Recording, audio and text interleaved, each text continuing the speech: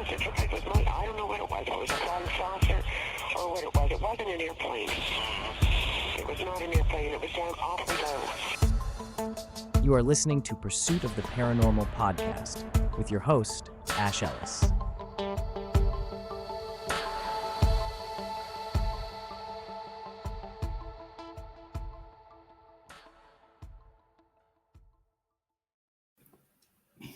Welcome to Pursuit of the Paranormal podcast. I hope you've enjoyed last week's episode. If you've watched that one or listened to that one, we did actually capture some paranormal activity whilst doing the interview with the girls wanting to investigate. So if you've not seen it or listened to it, make sure you do, because it's quite weird what happened, and it's good that it was on camera. So that was really fun. And it's a fun interview anyway, so make sure you catch up on last week's episode after you've listened to this one. So today, I'm welcoming back to the podcast a guy that is going to give us a bit of an update on what's been happening in the UAP UFO world over the last 12 months. I've been out of it myself for about 6-7 months, so I'm quite behind on what's been happening. So I'm looking forward to catching up and seeing what's happening. So welcome back to Pursuit of the Paranormal, Dave Smethurst. Hi, Rash. How are you doing? I'm very well. Oh, that's good. Well, I'm not so bad. I've been up to a couple of things. I'm sort of missing doing Frank's show. For people who don't know, we do UFO Thinker show. And Frank's been very busy at his work. And I often used to jump on a lot on that show, and we used to go through a lot of analysis. So I am sort of missing doing it. So I'm grateful to come on tonight with you and have a chat. I mean, I know we were talking the other week at the thing in Manchester, but it's quite good to come on and just talk. I mean, I still talk to Frank regularly, but it's just good, to sort of do it, really. Yeah. So anyway, so it's great. I'm glad to be on. So just give us a quick overview of what we're going to be talking about, and then we'll jump into it. Yeah, sure. Basically, what I thought we'd do, I thought we'd go over the last year.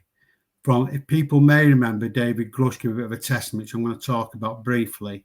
And then where we've got to now in the UFO, what's happened. And I've sort of themed it in a bit like the first Star Wars trilogy, which is A New Hope, The Empire Strikes Back, and then The Return of the Jedi. So if people get the idea of that sort of story arc, that's where we're going with it, really. So nice one.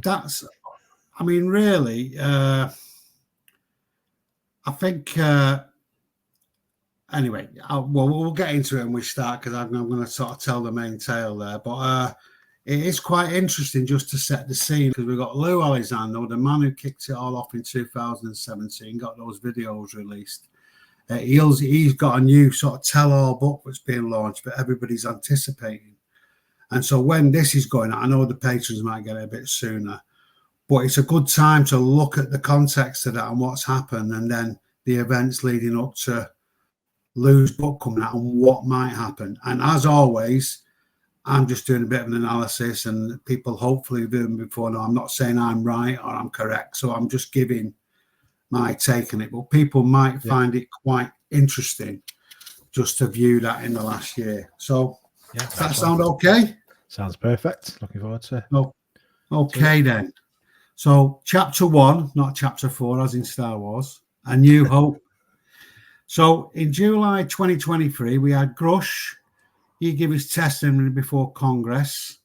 And he basically, people probably know about that, but he basically said to the Congress, to a congressional hearing, that the US government retrieved crash UAPs, and we're running a reverse engineering legacy program. We've been doing so for decades. There've been a lot of wrongdoing, misappropriation of funds. He also confirmed the reality of non-human intelligence, which is a new term now that we're using, because that covers a number of potentialities that the others may be, the phenomenon may be. So I like that term. Talked about the potential of having treaties. He didn't really get into that. He did mention it, but there's a bit of an arms race between the superpowers to get the alien tech, and even biologics, which is bodies.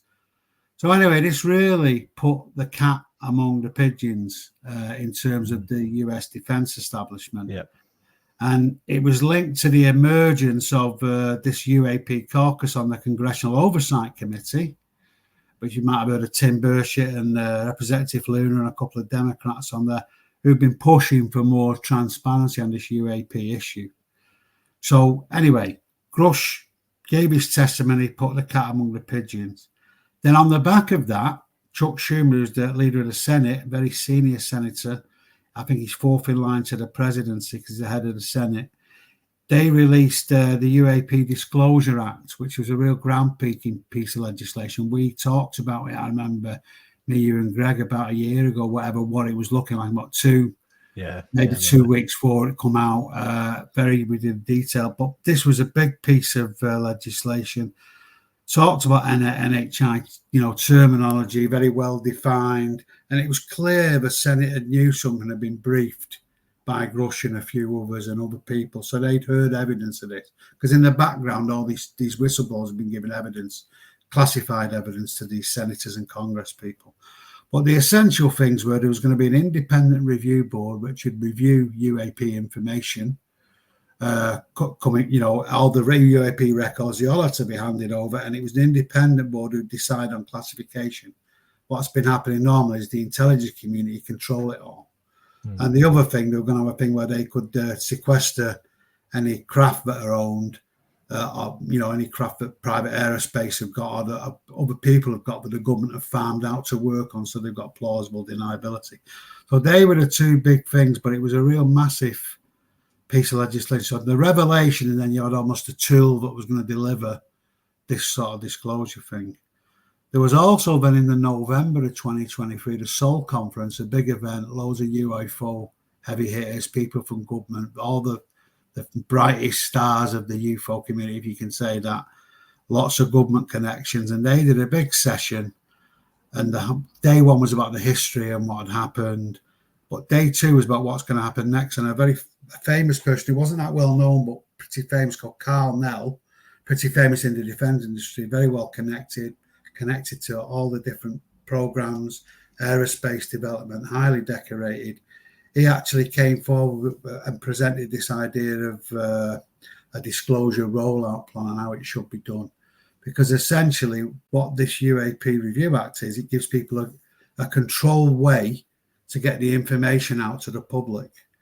And so that was what he was arguing for, so that people don't get panicked and it's an orderly disclosure. So after that, there was a bit of an air of quiet optimism really passing, and everybody was helping for it to be passed. There was also a bit of a intelligence community inspector general appearance before the Congressional Oversight Committee, talking about what they've been doing and the stuff in connection with Grusch and the investigation there. Now, while the Congress people couldn't say anything about that, they seemed to reveal there was something to it, and so that maybe brought the need for hearings or the chance of hearings coming forward in the new year.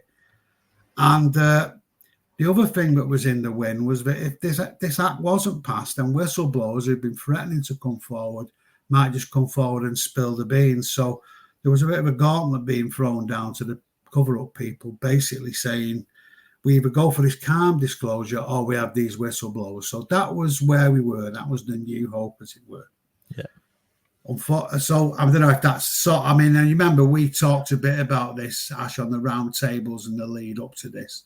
So yeah, it sort of like went kind of exploded with the Grusch stuff, and then after this bit, it seemed to just died off pretty much. Yeah, that's right. From like kind of an outsider point of view, because everyone was talking about Grusch, everyone that is kind of in the mainstream, people who were into UFOs were talking about it, and then after that, nothing seemed to happen really.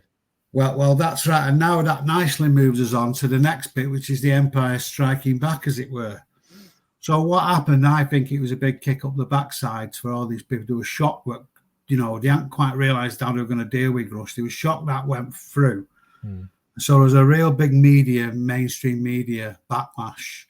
There was a lot of things come out against Grusch, but the main thing was that it was quiet. It all clamped down on UAP reporting. Because the intelligence community have got a lot of control over the media outlets and all the rest of it. And it seemed to go quiet on what was being reported. And So that was a big thing we saw. But the key thing was this UAP Disclosure Act was absolutely gutted, and people weren't expecting that. They took out all the main things, the independent review committee, this eminent domain, the ability to gather information, and that was absolutely gutted. And that was the big thing. So as usual, what happens when these big legislation gets in, the forces of non-disclosure, the intelligence community, all the other people get in and put the fix in at in the legislative stage and come behind the scenes, and that's what happened there. The culprits were a guy called Mike Turner, who runs the Congressional or the House Intelligence Committee, and he's got the power to not consider a bill going forward, and that's what he did. And also the aerospace companies were also blamed for, because they were blocking it, because they thought if the government could control what they've been working on, they lose out on the profits and intellectual property. But actually, we now know, just recently, that actually Arrow played a big part as well, and they basically went behind the scenes and said to a lot of the congressional politicians, "Oh, it's just repetition. This, we don't need it. We're doing it already." And Sean Kirkpatrick said that within the last 3 weeks. So basically, that's what happened, and that was a big surprise, and there was a massive reaction to that, and there's quite a lot of outrage in the UFO community, but there's no doubt it was a big blow. Yeah. What you started to see, you might remember this, there was a lot of info starting to get released that maybe shouldn't have got out. One that Chris Sharp did on this, what's called the Office of General Accountability. I think it's the Office of General Access, I think. That's what it's called. It's like a Harry Potter title. But that was a CIA unit who were actually allegedly in charge of the retrieval of craft and then passing them on for reverse engineering. And that was the key CIA unit that did it. They used military forces, their own forces across, and then it went straight into private industry very quickly. But that was very secret and very near to the heart of the beast, and that's very close to the legacy program. So that come out as a story in the Daily Mail and Chris Sharp, Liberation Times, and Matt Ford from the Good Trouble Show. That came out, and that was very damaging to the CIA. They certainly won't like that. Information then got leaked about Kirkpatrick putting these secret, shady legacy program people on his management board at Arrow. In other words, telling him what to scupper and what not to do. So that went down very badly. You had Chuck Schumer and Mike Rounds. They stood up in the House, did what they call a colloquy, where they both did this set-piece speech. Very unusual. Don't see many of them denouncing the state secrecy on this and how they've been scuppered. Highly unusual. James Lucazzi, who run the ORSAT program and did that skinwalkers at the Pentagon, he come out with another book about what they've been doing, saying this, specifically the US government had an intact UAP craft in its possession. Now, he's a senior intelligence person, and him saying that had a lot of weight. Grusch expressed his disappointment. You might remember he went on Rogan, and he was threatening he was going to do this big op-ed, sort of editorial piece after Christmas to expose a few secrets, and he got clearance for that from the DOPSA team, the Department of Publication and Security stuff. I can't remember what else stands for. Well, basically, it's the thing that the government uses to clear people who've got classification with, to say things. And so that his article had been cleared. So, and then you had James Fox and a couple of us saying they're going to do this big expose documentary. So there's a lot of people. It was looking like people were going to kick off, and you thought the whistleblowers were going to come forward. But then, fully enough, there seemed to be a bit of a rethink. And like you say, Ash, it seemed to go quiet. It's clear that the people who've been going for transparency, I don't think we're expecting this NDAA to be scuppered, or the UAP, the UAP Disclosure Act. Sorry about all these acronyms, everybody, but you can easily fall into them. The NDA is the National Defence Authorization Act, which is the big legislation they use as the vehicle to pass all this stuff. Anyway, as I say, they didn't think it was going to be scuppered, and they weren't expecting the scale of the fight back that they were seeing, because they've been on the back foot a lot of the time, the people of the forces of sort of non-disclosure, but this seems to have put them on the front foot. So nothing seemed to happen in the new year. The Grusch op-ed didn't materialise. It hasn't materialised since, and nothing else really did. And it seems there's been a bit of a rethink of the pro-disclosure faction sort of strategy and keeping what they're doing quiet so it's not scuppered. That's what it seemed to be. And I remember doing a couple of shows with Frank, and we were saying, I think we did it on Roundtable as well when we were doing one, where we were saying that we think it has had a big impact, this, and they're clearly rethinking the strategy. And that become quite apparent.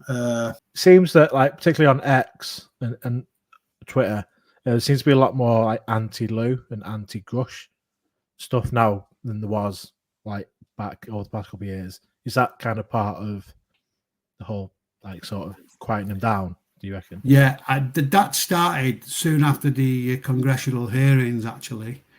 And it carried on into the new year. A few articles. Kirkpatrick was having a go, which I'm going to go on about in a minute. Not too much detail, but yeah, there was the stuff attacking Alexander, but it was particularly attacking Grusch and anybody who come forward with the whole idea. And they were trying to, and you'll see in a minute when we get on to what happened next in terms of this historical report Arrow did. They basically were trying to discredit the whistleblower, say there's nothing to see here, and then it stepped up a gear again, which we'll see, and the attacks started. And you've seen attacks again starting on him more recently because his book's coming out. So yeah, you're right. That's been a common pattern. Just to get back to where we are in our timeline, now in February of this year, Lue was sort of, and what seems to have happened, they seem to have kept quiet and focusing more on the legislation and going down that route and not saying what they were doing, because the legislative route is the key. Congressional route to getting this, to opening the secrets, basically opening up the secrets. That seems to be the key strategy. So Lue was on manoeuvres in Washington, basically talking to Congress people. He'd done this sort of speech, showing videos and stuff, raising awareness, and they were lobbying. We thought the new House Speaker, Mike Johnson, it looked like they would maybe get UFO hearings, but that didn't materialise. There was still obviously a lot of pushback on that. But then we heard the first talk about Lue's book coming out just in February, around that, just before March. And also the James Fox documentary come out, and that we knew that was going to be about the legacy program, and it had whistleblowers. And there was a few other things in the air, what maybe may materialise later on, but they seem to have dissipated a little bit. So the mood was both despondent, really. I'm just trying to sort of think about it and just simplify, to not go on about everything. But it was also expectant as well, with everybody expecting a possible sort of whistleblower series of revelations. People weren't sure what was going to happen. But then, like an evil sort of panto villain, Dr. Kirkpatrick sort of re-emerged near the end of February of that year.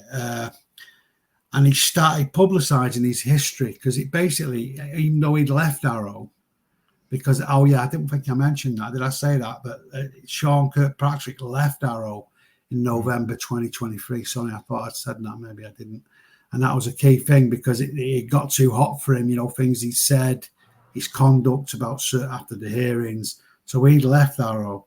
So Kirkpatrick, who went working for the Department of Energy as a private contractor, he sort of re-emerged, because his last piece of work before he left was to do this historical review, which they'd been charged to do in 2022, under the first UAP legislation, basically, the first NDAA legislation.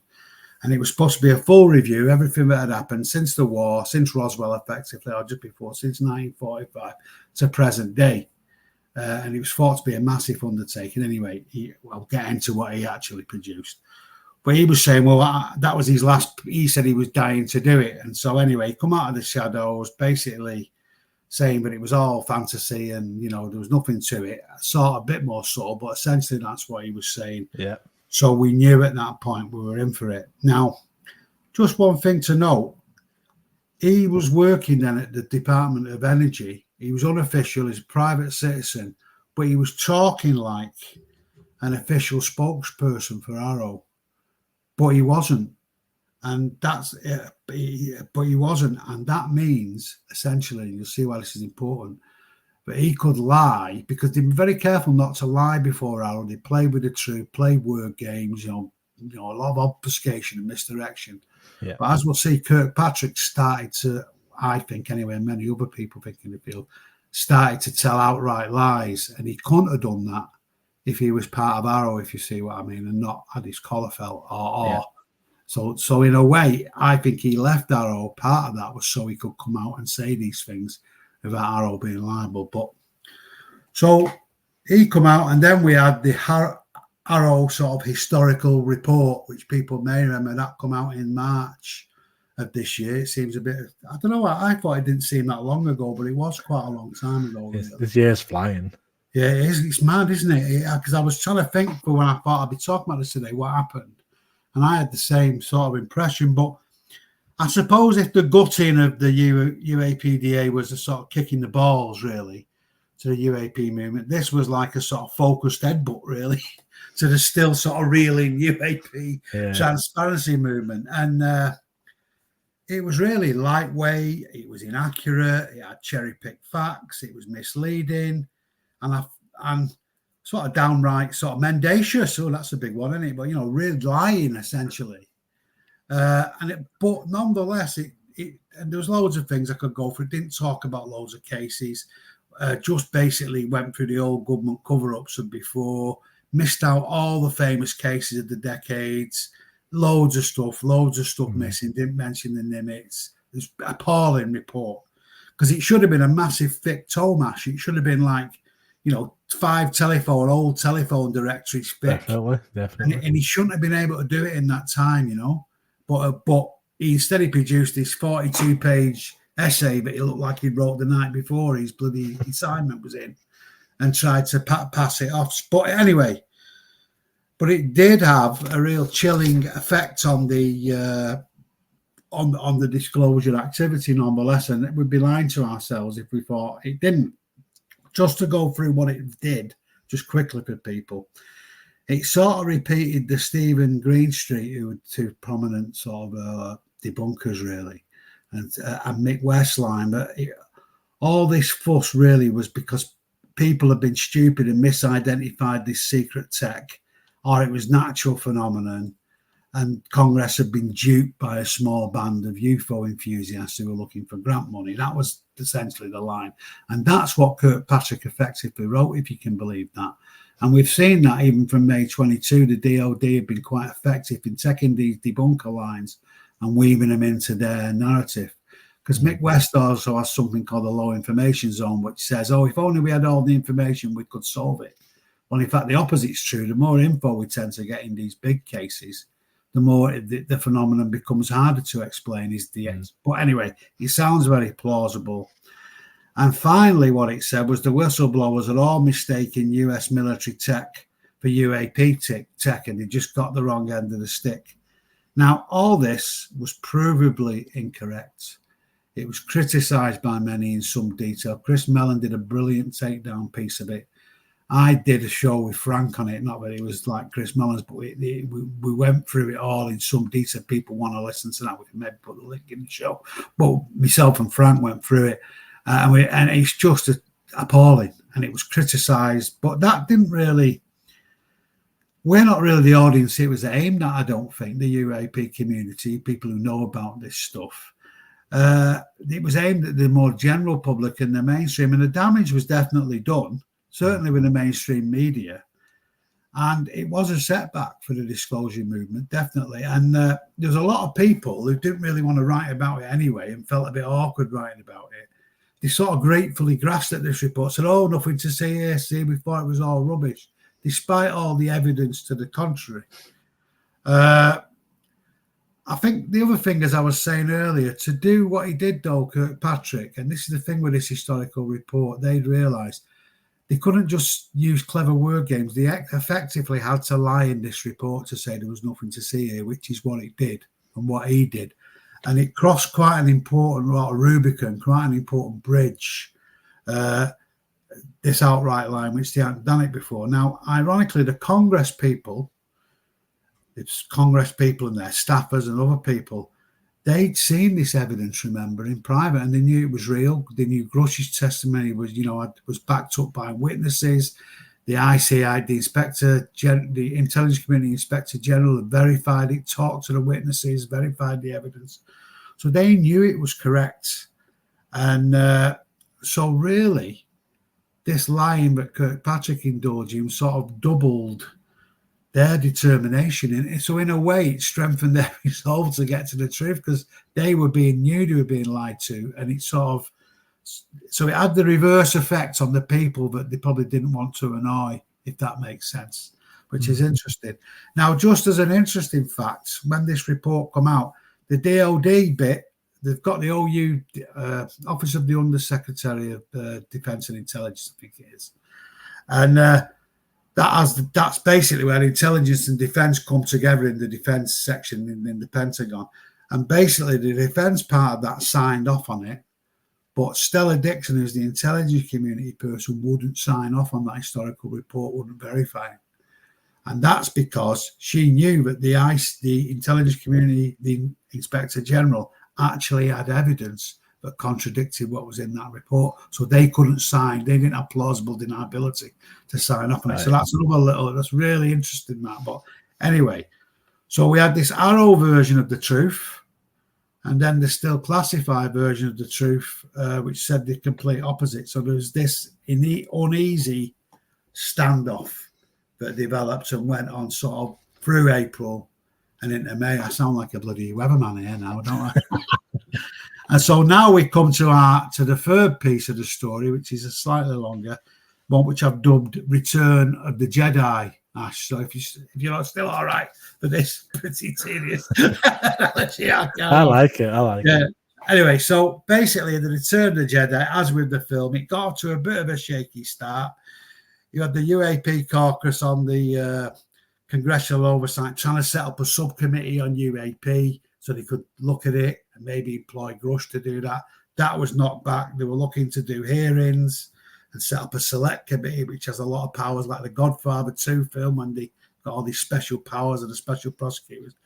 That was really knocked back, and it wasn't materialised. So they couldn't get approval from the House Speaker, Mike Johnson.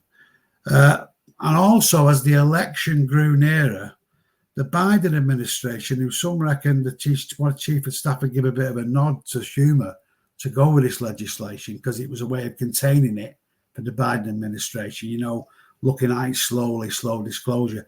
They didn't want to know it after that. They were interested when the balloon gate happened, but gradually they sort of backed away because they thought it was a distraction.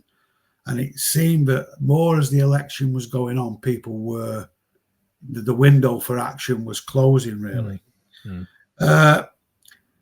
What was actually happening, though, behind the scenes, was that the game was getting a lot rougher from the intelligence community and people trying to shut it down.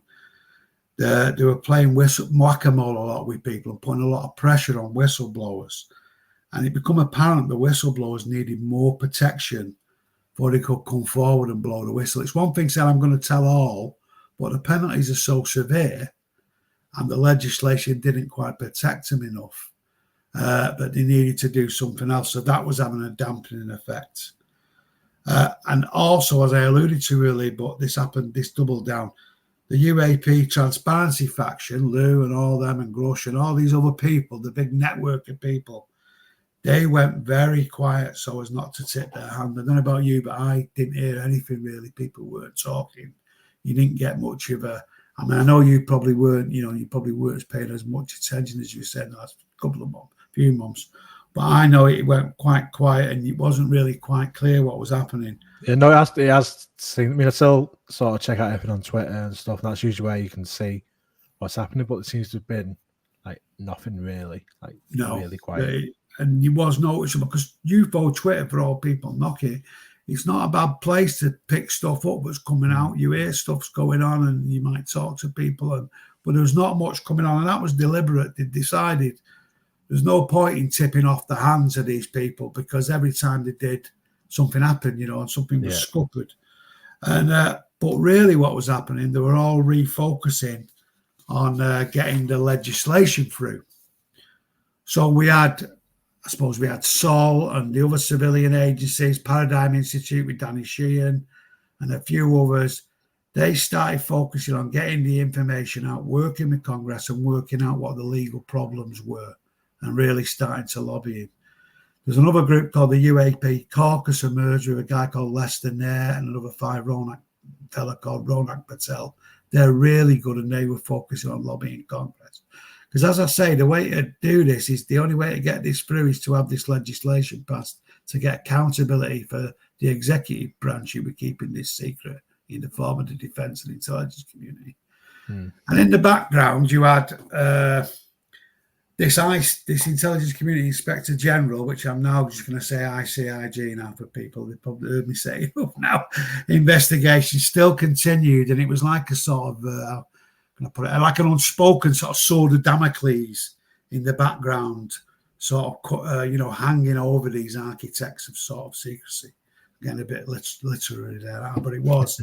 So that was in the background, even though, and they were playing this game of whack-a-mole. So what we really had was a bit of a slow simmer and a bit of a silly season. And so we had a quiet period with no whistleblowers coming forward because of this. And a sort of what I would call a UAP silly season. Now, for people who in America aren't used to that, in the UK, when Parliament finishes and there's no news stories, the press often print a lot of silly stories or stories that aren't that serious or stories that might have much background. And it's dubbed in Britain, or it was, the silly season. And we sort of got a bit of that in the UAP community. They weren't quite silly, but there was a lot of stories, things come out.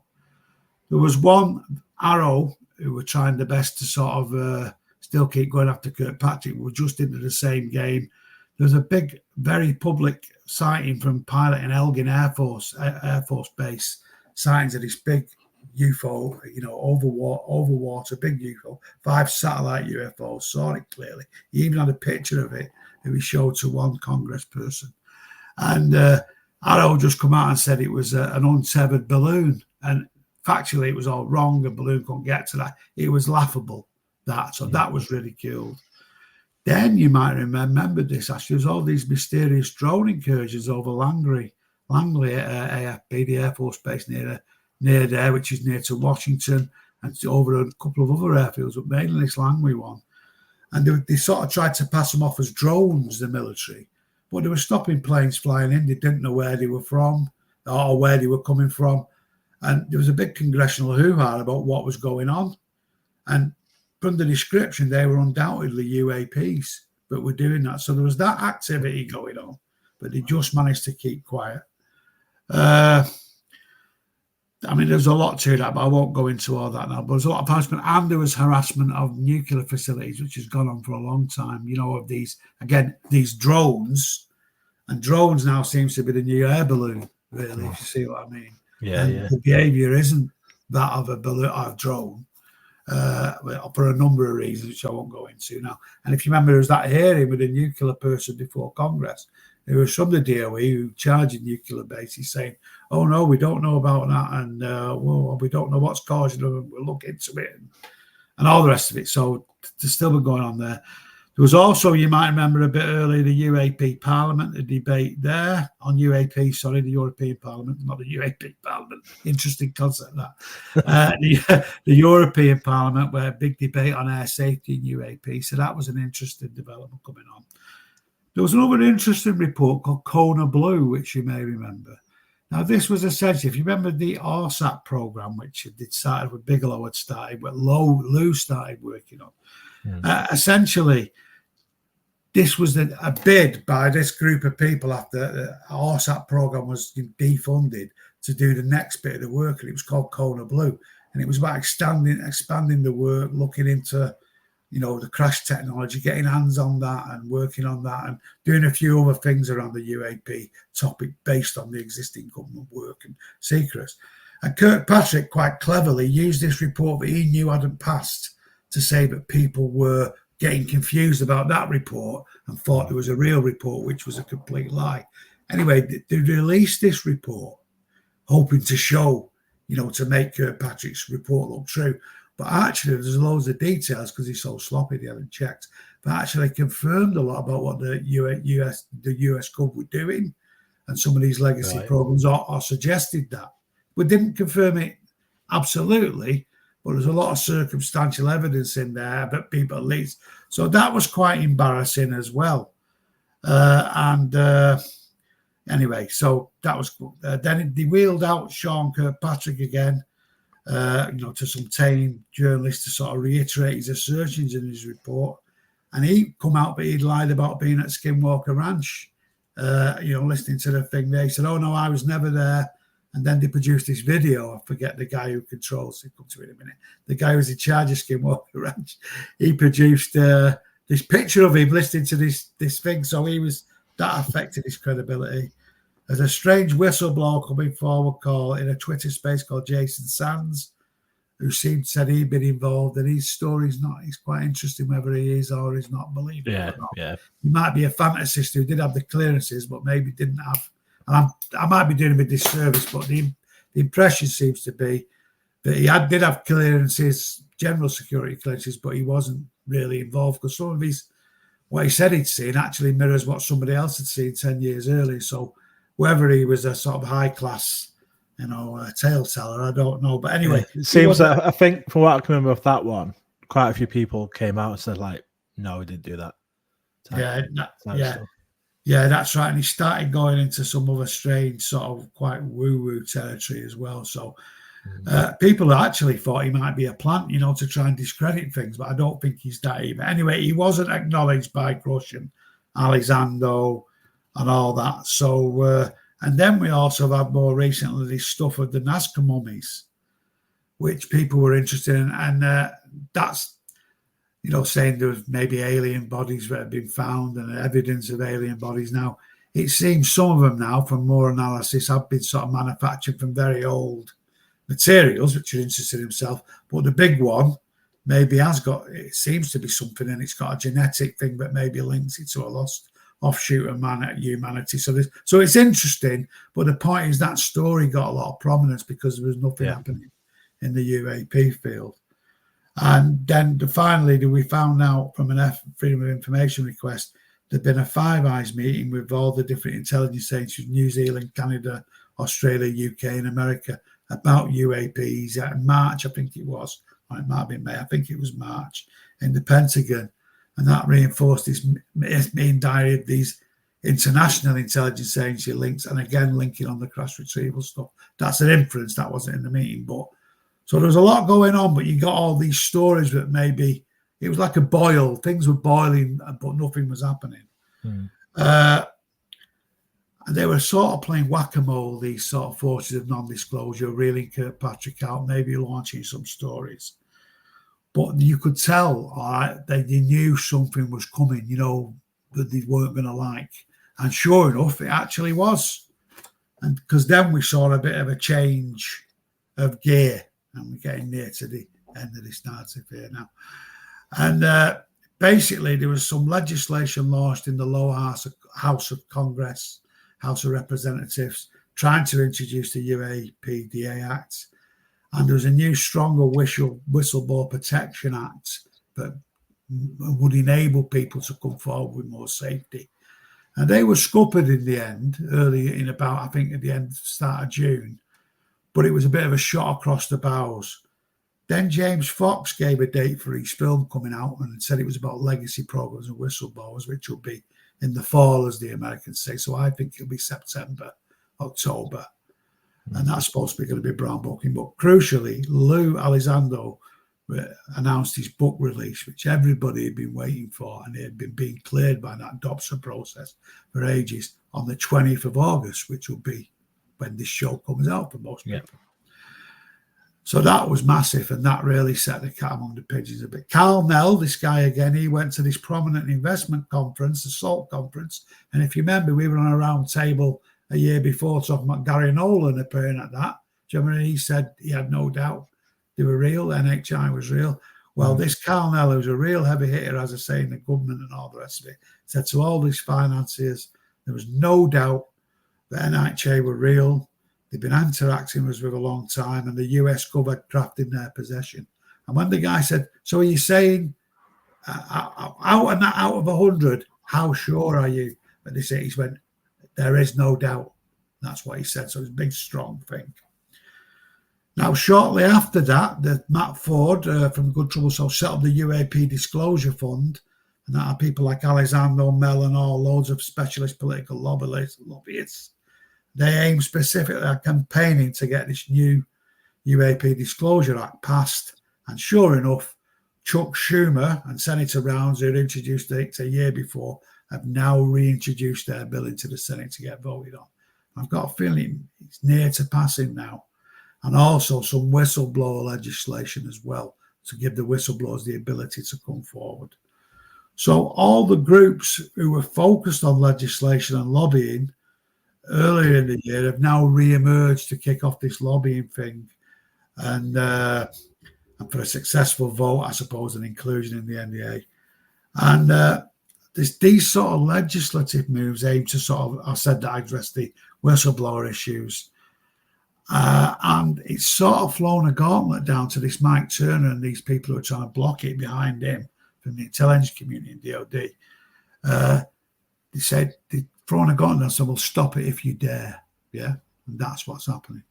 So this is the plan as I glean it now, and it's my reasoning, but I've heard it. This is what's on the cards now as we're coming up to date with the book. So you've got Lue's book coming out that makes some pretty shocking and credible revelations, and he's got a lot of credibility about NHI reality, what the government knows, the secret retrieval of UAP craft and reverse engineering, and it's called Imminent, meaning that it's the address needs to be seen now.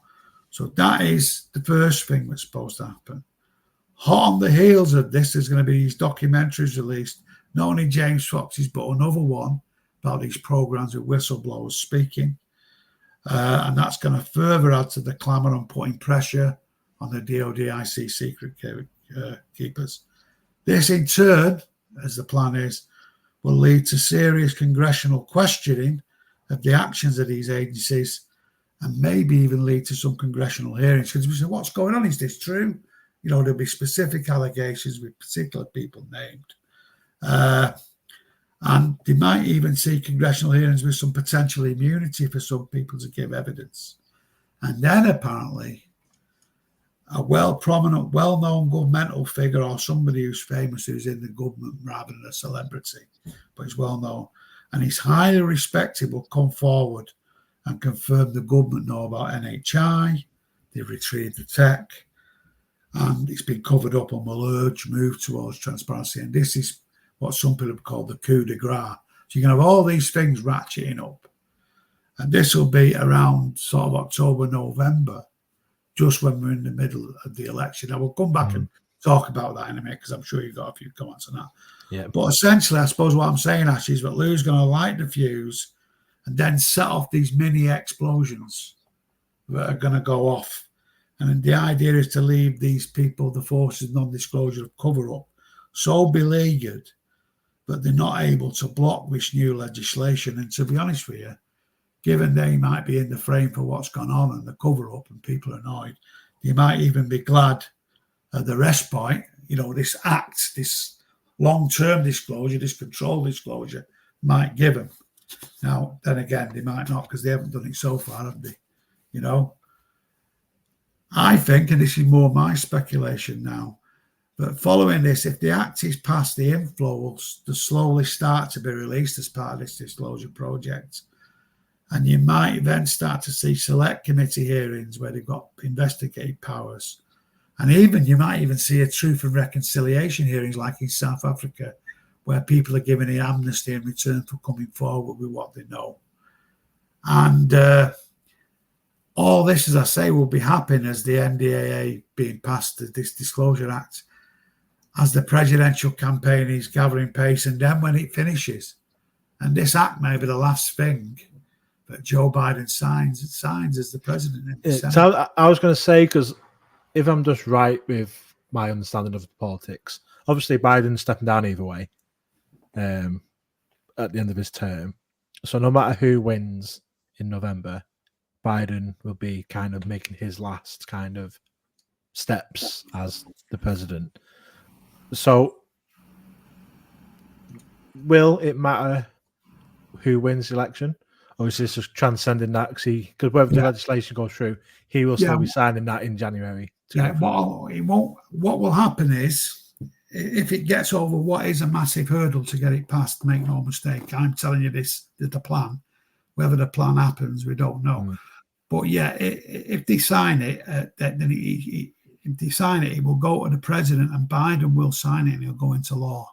Yeah, there's nobody, because the president effectively, the president who's lost or going to be replaced in this case, still retains the presidential power until the December. Then it's passed over to in the first week of January, Right. or whatever the third week. I can't remember the date, but anyway, it's passed over to the new president. But it will become law, and he'll be able to pass it if it's voted on. But the issue is what happens next, and because the president, if this act goes through, you're going to have this review body, and the president's in charge of that, and he's advised by these independent people, he or she in this case. And so if the president backs it and wants to see some sort of disclosure, then it'll go well. If the administration doesn't want to know it, then he might not go so well. So the choice of president is important, but apparently, according to Liberation Times, there's been a bit of a pact between the Trump and the Biden camp. This was before what happened with Kamala and, what's happened recently. But they would, whoever got it, they would support this legislation. So we thought there was a bit of a consensus around that, a bit like the bipartisan consensus. But that might not happen, Ash. We don't know what she thinks about it, Kamala Harris. She was on the Senate Intelligence Committee, and we don't know whether she's for it or against it. And Trump, if he gets in, he's been behaving so erratically recently. You don't know, and apparently he's scared of being bumped off. That's why he's not gone for it in the past. So, so ostensibly they're going to back it, but it does depend on if they do when it gets into power. But if it does happen as we think, there'll be a year where all this evidence keeps getting passed, and then in the October of 2025, it'll all start coming out decade on decade. Right. A lot of stuff, and that'll be over the next few years. Then that's the theory anyway. Just to say though, and I just to finish round this off, it's all highly speculative. This, but it was outlined by a very well-respected civilian intelligence analyst called Matthew Pines. So I've not just made it up. I'm basically going off what he said a couple of weeks ago on a podcast, which a lot of people picked up on Twitter. And it's what he'd heard, and he's very well informed about how it's supposed to run. And he spoke really well about it, And it rings true because it echoes what Danny Sheehan's said and things I've heard. Not that I've heard that much. But what other people are saying. So this seems to be the plan. Lue's book's the kickoff. And then it's these documentaries, and then outrage, possible Senate interest, and then daring these people to sort of, not sign the bill. And if they don't sign the bill, maybe something else will happen. Maybe they'll go for a select committee, something else. We don't know. But so I suppose the question is, just to round off after the end of our Star Wars trilogy, is it sort of wishful thinking? I suppose that's the question. Will the forces of non-disclosure find a way to fight back? They have done before, although it seems pretty powerful, this. And we don't know, as I was just alluding to, what happens if the legislation is not passed. Could it kick off? Would it be, crazy town sort of revelations, or what's going to happen? It might be, though, Ash, and one that you've alluded to many times, it might be another situation where we expect a lot and nothing happens again. That might happen. I'd be surprised if that's so, but that could well happen. I'd be feeling myself if I'd say that isn't a chance. I think they seem to be fighting a bit of a fight back, with Kirkpatrick sort of doing the rounds again, although he was made to look pretty foolish in the eyes of many by not knowing the details of the Gimbal event, a couple of other events, when he was questioned by Marek on Twitter, who knows a lot about it, former defence analyst. He didn't seem to know the details of these cases. He said were just all balloons. So he looked very bad there, because it's quite obvious whatever evidence there was, he was just going to poo-poo it, Yeah. But anyway, there's Lue's book was being leaked. That seemed a bit strange to me when that happened. Apparently it was just an accident, and I can see how it did happen. But I think it's pretty strange, because that gave the sort of debunkers a chance to have a go at it early, because the name of the game seems to be, because you've got a lot of debunkers anyway making these frenzied attacks on Lue. And if you think they are influenced, either knowingly or unknowingly, by these sort of forces of cover-up, then he give him a chance to try and, because what they want to try and do is discredit Lue's book before it comes out in the eyes of a lot of people, so he doesn't light the fuse. That's what they're trying to do. So I think the one thing that is certain is, though, that a large number of people in Congress don't believe Arrow's historical report. And that was the last straw for a lot of them, and don't believe Arrow. And I've seen they've got limited credibility. And so they're now pushing for disclosure behind the scenes. And they're sort of supporting that pro-disclosure faction that's spearheaded by Lue. And that's where we are. So I can talk about the book in a bit, but have you got any sort of reflections on that? Quite a bit. So something that I'm not sure you mentioned, and something that kind of came out of the initial Grusch hearings, was there's a lot of talk of skiffs, and I'll give you all this information. The skiff. Did anything actually happen with? Yeah, David. Yeah, the skiffs are, I think, secret compartmentalized intelligence facility. And what it is basically is they're a sort of electronically controlled room where no signals can come out. You don't take your phones in, so you can't be eavesdropped on. Wow. And so when they give classified hearings and testimony, they have these skiffs in Congress and in intelligence facilities they go into. And there's a load apparently in the Congress itself. And those hearings that I mentioned where the ICIG turned up, the intelligence, what I've said, the Intelligence Community Inspector General, and the DOD IG as well, they turned up. They both gave evidence to Congress people in a skiff. Right. Some other people have come and give evidence in skiffs to senators. So that's what they did happen. The only problem with that is the Congress people can't talk about it, They can't ask questions based upon it, but not specifically referenced to it. So that did happen. But when they turned up, actually, they were pretty tight-lipped. Even the Inspector General one, who I've taken Grusch seriously, was talking about process, and we're pretty cagey because they're still doing their investigation. But at some point, they're going to have to show their reports, because remember, they've said they found Grusch's findings credible and urgent. And there's been a lot of secret testimony given, so they can't take that back. And Grusch has a lot of evidence, written evidence, evidence from witness testimony. And he basically says where the stuff's being held and all the rest of it. So we're in this ludicrous situation, in the secret world, as it were. We've got all this evidence and proof, pretty good proof, probably passing a court of law. And yet, because they know that, you've got Arrow and all that saying, oh, no, nothing to see here. And it's bizarre in some ways.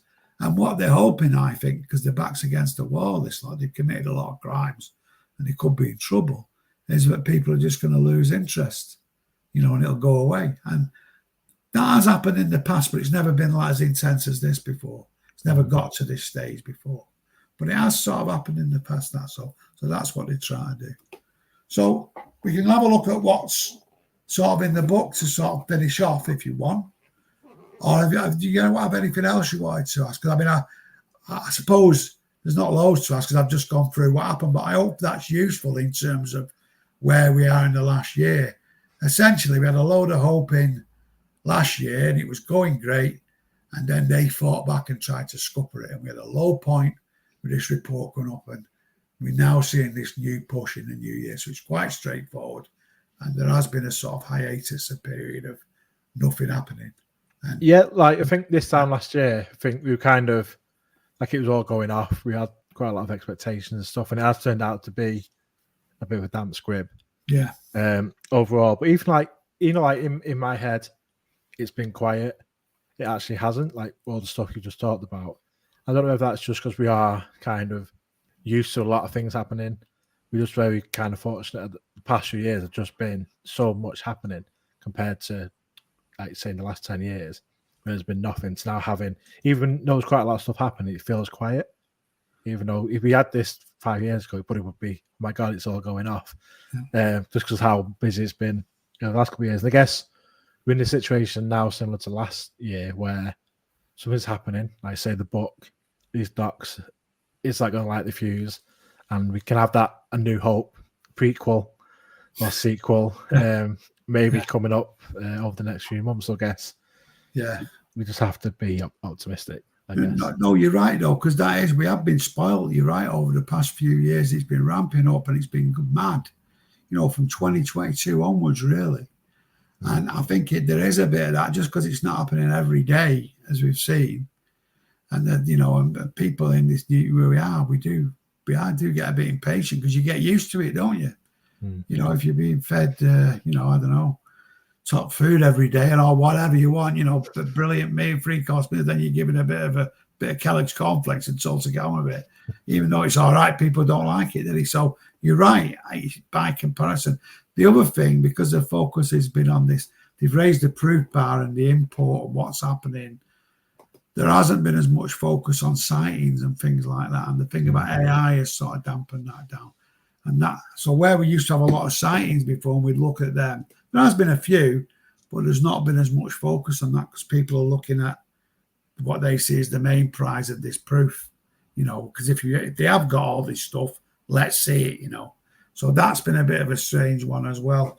And I suppose it's good that groups like yours, Ash, and all the rest of it are still keeping going, as they always do, looking at sightings, doing the sort of hard work to keep the recording and that civilian side of it. The other thing, we have seen the growth of these civilian organisations now that I've talked about. We have seen the growth of that and people sort of, and that becoming part of the scene. And if disclosure does happen, they maybe become part of that picture politically as well and what's happening. Because what we want to see is it move from the secret sphere and the defence sphere into the sort of political and public sphere where some of the issues, not all, but some of the important things start to get discussed, and that's the sort of prize. But anyway, we might be a long way away from that. So shall we have a quick look just to finish off on what might be in Lue's book, just as it may be coming out? It'd be out by now, I suppose. By today, yeah, it'd be out today. Most people, exactly. I said the title of it, the title is Imminent. Yeah. So, that's interesting on its own, just the title. Yeah. That implying that something is about to happen, like you say. There's a lot of rumours. Sorry, that's what you say. Sorry, mate, I interrupted you there. I was just saying, imminent, is that referring to the truth, to disclosure, to other people coming out? Is it to, say, him being the start of it is now going to lead to everything else coming out with? And that title is alluding to that. Yeah, well, you're right. And me and Frank have been back and forth about this. I've talked to a few people because, as you know, Ash, there's a lot of speculation around this 2027 year or something coming soon. What's going to happen? Is it some crisis going to happen? Is it some sort of war, whatever? And the ET's going to show, or the NHI show themselves. All these different rumours, but we don't quite know what. But that's been talked about, and people are wondering if Imminent is a reference to that. Is it that the treaty's up and they're going to say, right, you've had your 70 years to tell them, get on with it, But we don't know. But so there was that, and I've heard some pretty sober groups and people talking about this, still talk about that. And while I'm not a great believer in the year 2012 sort of things, because there's often a grifter very nearby, I think there may be something a bit to this. But I think the Imminent title is deliberately ambiguous. It could allude to that, but it could allude to this is such a serious issue. It needs to be dealt with now. And it might just mean that it's a policy issue and there's some things we can't ignore any longer. So, I've been back and forth on what it means. You're right. It's a real tantalizing title, definitely. It is. Yeah. I read, what happened was it was leaked on this Amazon thing or Google. And they often do previews of novels. If you're if you buy into the book club or whatever, you can see the novels in advance. And it got leaked via that service, but I thought it was a bit interesting. It was happening in the UK. And I wondered if it was our UK IC sort of doing a favour for their American cousins and scuppering it. That might be, I have no way of knowing that. And it may have just been a mistake. But either way, apparently what happened was some places 4 chapters leaked, or there's an introduction by Chris Mellon, there's an introduction by Lue, then there was 2 chapters or 2.5 chapters were out.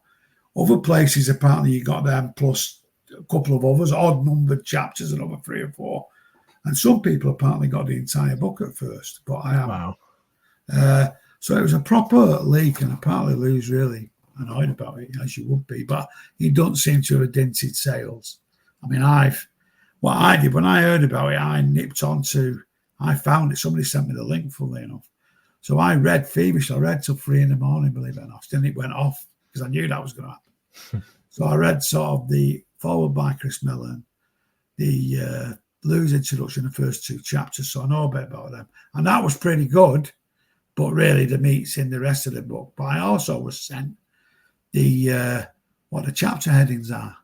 So I've got them, so I was going to talk through them a bit to see what we think. Yeah.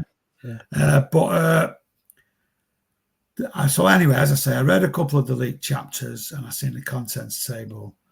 And obviously, I think it's all right to talk about it now, given the time, it's going to be out when this is going through.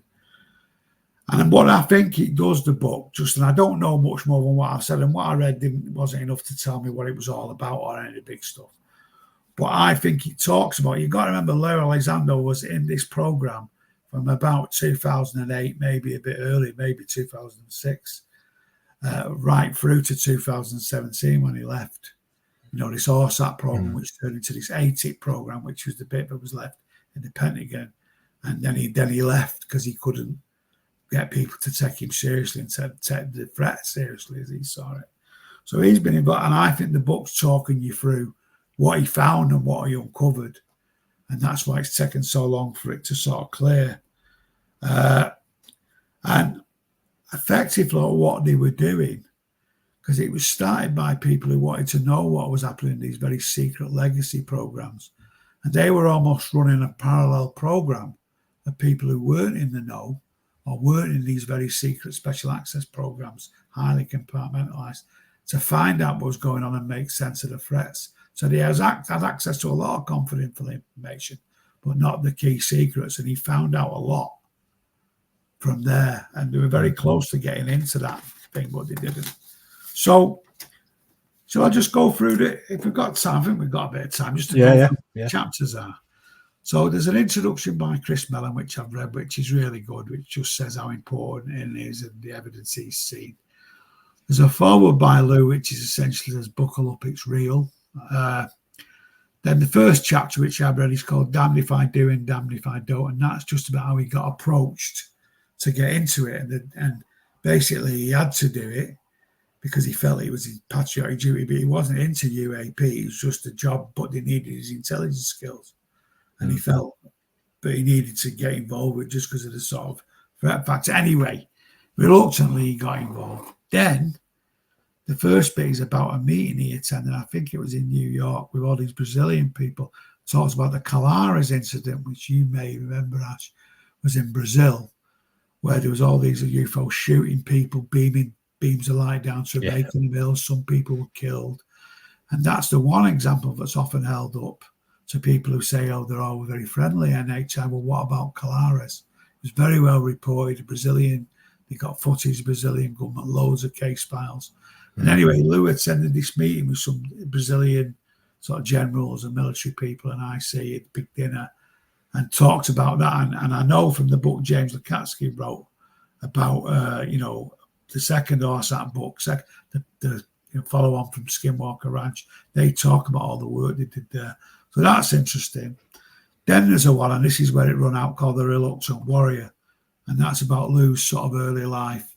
And he's growing up, and his dad, who was a bit of a political sort of, activist, kicked out by Castro, was Cuban, and he was quite a harsh upbringing Lue had. And he started in the military. And then so we went start with things I haven't read in the chapter title. So the first one that I don't know about is called Secrets Within. And I think that's about, and I'm guessing here, and I might have egg on my face when we actually see, that's US secrecy. That's what the secrets, the US secrecy setup, I suppose, is what I'm trying to say on UAP. I think he'll outline that there.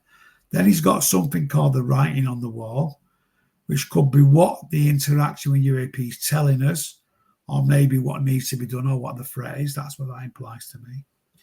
The next chapter is about called Orbs, and that might be about this whole thing about orbs that we see so much, the little ones and the big ones, which many people think are surveillance type systems. A fellow called Patrick Jackson even argues they're a defense system, that are on this planet stopping other NHI coming into the planet. So anyway, the whole thing of orbs, which even Kirkpatrick referenced in his early days when his true colours hadn't come out. Then there's something called Tic Tac, which would be all about the Nimitz, I think, and all that massive proof that was out there. Yeah. The next chapter is then called Angels or Demons. And I think, I don't know, this could be about are NHI good or bad? And the deeper question of what are they? Are they supernatural?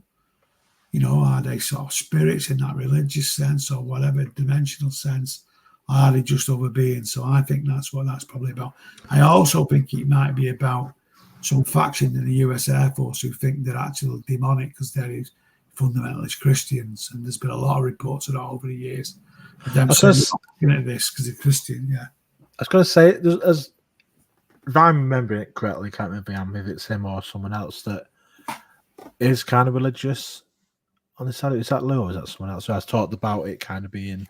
No, he's not religious. I mean, he might go to church, and a lot of Americans seem to do that anyway. I think it's someone else I'm thinking about. But no, but what he said though, Ash, why you're remembering it, I think he reported specifically that a lot of his efforts were being thwarted, and the efforts when he was at ATIP to get things out were partly being thwarted by fundamentalist Christians in the intelligence community from the Air Force, and they were part of the people who were stopping it coming out. And the more sophisticated thing is they were being used by these other legacy people to do the dirty work. You know, they were saying, God, look at all that demonic stuff there. You want to stop that? They were going, you're quite right. And so that's why you've heard him talk about that. Right, yeah. Now, he's also, I think he's quite spiritual, Lou, and he's talked about a few experiences with, indigenous peoples, with the sort of, what they call the, American indigenous people, Native Americans, and some other things like. So there's a bit of that, but yeah, I don't think he was criticising the evangelicals basically, Luke, being very careful. Then there's another chapter then called Into the Void, which I think might be either remote viewing and what that is, because there's rumours Lou did remote viewing, or it might be what's known and what isn't known. So that's an interesting one. I mean, I'm guessing about what these chapters are, so it's just for people's interest. Then there's another chapter called The Secret in Their Brains. And that's possibly, I think, about what stuff Gary Nolan's been doing about why some humans seem more prone to interactions with others with the paranormal in general, not just UAPs. Is it something to do with the brain chemistry and how they perceive things? So that's what I think that might be about. Yeah. There's that study, was it Nolan or someone else with that study where paranormal experiences had the similar, the basal ganglia thing. Yeah, that's right, and that's what it was. And they were doing studies on pilots who've experienced stuff, and other people have been, had interactions, and the people they seem to have this particular thing in their brain, and sometimes the brain had been altered or the chemistry or whatever after that as well. So, but the part of the thinking as well is some people are more predisposed, which might cut across all the things, the fields that you look at more broadly in the paranormal, for want of a better word, and all the other strange and, high strangeness events that happen. There might be, because it might be that if there are other things that are happening that we can't see, then people are more able to see that and more able to feel them, and we're only normally as humans exist in a very narrow spectrum. So I don't know that. So I think that's what that's about anyway. Then there's the next one called The Observables, and this is basically what Lou called, I think anyway, the 5 observables, how you can tell a UAP craft, its anti-gravity tech, no engine for propulsion. I can't remember them all now. But basically flying in a way that doesn't comport with the known laws of physics. So that'll be about that and probably what they saw. Then there's another one called Where the Evidence Lies. And I think that's about what it might mean in terms of what the scientific evidence, because he's often referred to quantum physics, and a few of the others have. In slide 9, he presented the TTSA group, said, it's all about, we used to call it weird, now we call it quantum physics. I'm paraphrasing, he said something else. But basically, I think that chapter might be about the science of it and what they've discovered. Is it or consciousness, what they discovered there? Or it might even mean where the evidence is in the US government. So that chapter may be interesting in that sense. There's another one called Searching for Breakthroughs, and I presume that's about trying to make sense of what's going on and what it means. Then they got something about the USS Roosevelt, and that was the one where they had the nuclear subs, where they were going through the narrow straits near the Catalina Islands, and all these, that one Jeremy Corbell, relating about all these drones attacking these US Navy ships that had nuclear ordnance on them, and submarines see them. And I think that might be about USOs and maybe the underground bases, the old USO thing, and maybe this issue of nuclear attraction that the UAP seem to have. Because every time the Americans set sail nuclear subs, nuclear aircraft carriers, destroyers have got nuclear cruise missiles on them. They seem to attract UAPs, it seems to me, often what we understand. And so there must be some sort of connection there. And so that's what that might be about. Then they've got this issue called the 800-pound gorilla. Now, I remember this from one of Lue's shows 2 years ago. And that's where this dilemma, if the NHI are looking at us, we're just about to get good tech. Maybe, we've split the atom already. Maybe we're about to have an advancement in AI that gives us more science. And they see us as this 800-pound gorilla who's in a cage at the moment, i.e. we can't get out, and they're maybe holding us in the cage, or our own lack of science holds us in the cage. And do they give us the key? Would you give the key to an 800-pound gorilla? That's what that is. I think that's what that's referring to. And it's about maybe our relationship with the NHI and whether they do give us the key, or what our relationship is to the tech we've seen. So that could be a very interesting chapter. The next one is called "I'm the horse you rode in on," and I think the American expression is "fuck you, I'm the horse you rode in on." So I don't know if this is what Lue thinks of some of the NHI who might be hostile, or whether the factions of the intelligence community, what they said to him when he inquired. So it could be either that, I'm not sure. There's another chapter straight after that called "The Three Heads of Cerberus," and as you will remember, Cerberus was the dog, three-headed dog that guarded the gates of Hades. And this could be three different alien races, maybe, or it may be the three different dilemmas that we have, I don't know what. Or it could be the three elements of the cover-up, which is basically the CIA, the IC, US Air Force, DOD, and the DOE. It could be that, the three different elements that he's got. That's what I think it is, actually, the last one. Getting near to the end of the chapters here, there's one called "Out of the Airlock," which I think might refer to activities in near-Earth orbit, and in space, but who knows? All the small things I didn't really know. Could be quantum manipulation, and maybe the science at the atomic level telling us about people manipulating that, and that's where the science lies. Could be referring to Tom DeLonge and TGSA. Yeah, and that's right, and all that, and it could well be that. So it could mean anything now, but I wasn't sure about that. Then there's one called the War Plan, and that could either be a plan for fighting NHI, and that's quite interesting because there has been rumours over the decades that secretly we have got weapons we've been developing, like beam weapons and all that, using their tech, so we could fight back if there was ever it come to that. Or they might, and basically the idea is to keep it quiet and let us develop this stuff. I mean, I thought that could just be a sci-fi tale, people, or wishful thinking, or it could be Lue's war plan for getting the secret out. It could be that. I don't know. Then there's one called "The Next Level of Disclosure," and I wonder if this is about the treaties we've signed, any communications that we've had that he knows about. What do they really want, the NHIs, and what is reality really? And are there any horrible truths that we need to know about? Were we, not that I think it's that horrible, but was our DNA manipulated? Are we somehow in thrall to these beings? And they say, well, control us and they're all around. Who knows? Or even worse than that. And then finally, the last chapter is New Horizons, and I think that might mean what it means for humanity and where we go, but it also might mean what Lue does. So they're the chapters now. Just to finish on these 3 points, and then you can come back on what you think. I think it depends on the detail, and he includes how credible, and he includes and how credible that is. So I think it's got to be detailed and give some pretty good revelations. Can't just talk in generalities. That'll be a disappointment if that happens. But I also think it's going to set like 1,000 hairs running, and people will be trying to find out, checking out FOIAs, and really set the cat among the pigeons, to mix my metaphors, and to do it yet further spark this disclosure fire. But I'd be wrong before Ash, as you know, so I might be wrong on that. So I don't know what you think of those.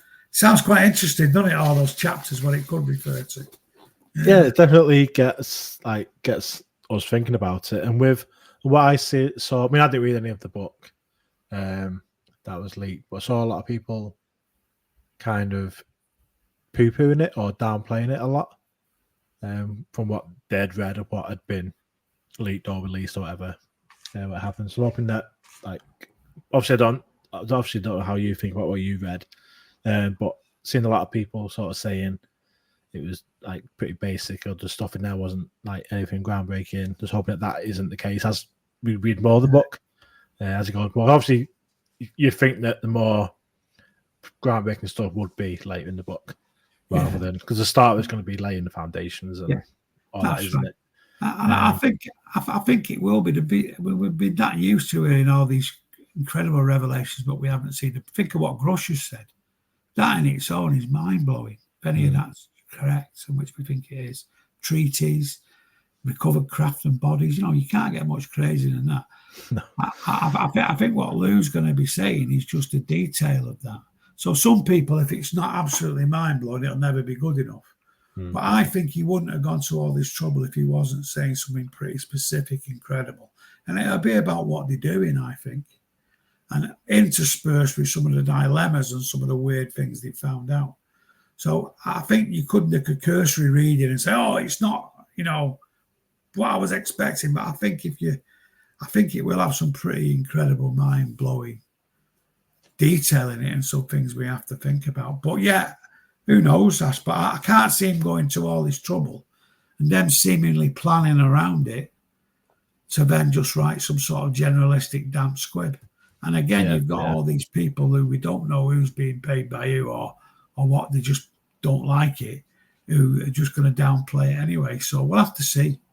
But I do think it's been built up that much. It probably isn't going to be, at the top end of expectations, because nothing ever is it? And it'll be the consequence of what it reveals that's more important, rather than just exactly, it'll be the importance of, him where he was and having proof and names and dates and when it happened. It'll be that sort of thing.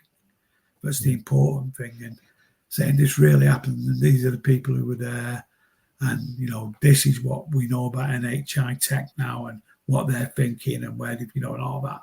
It'll be that sort of minute or whatever detailed stuff. But yeah, it's an interesting point. I mean, God knows. I mean, he's still, remember, it is still under security review. There'll be certain things he won't have been able to say. Yeah, definitely. So it'll be interesting. But yeah, I mean, as people looking at it today, I feel envious of them because we were talking a couple of days ago, so I haven't seen it yet. It'd be interesting to see how I'm not bothered.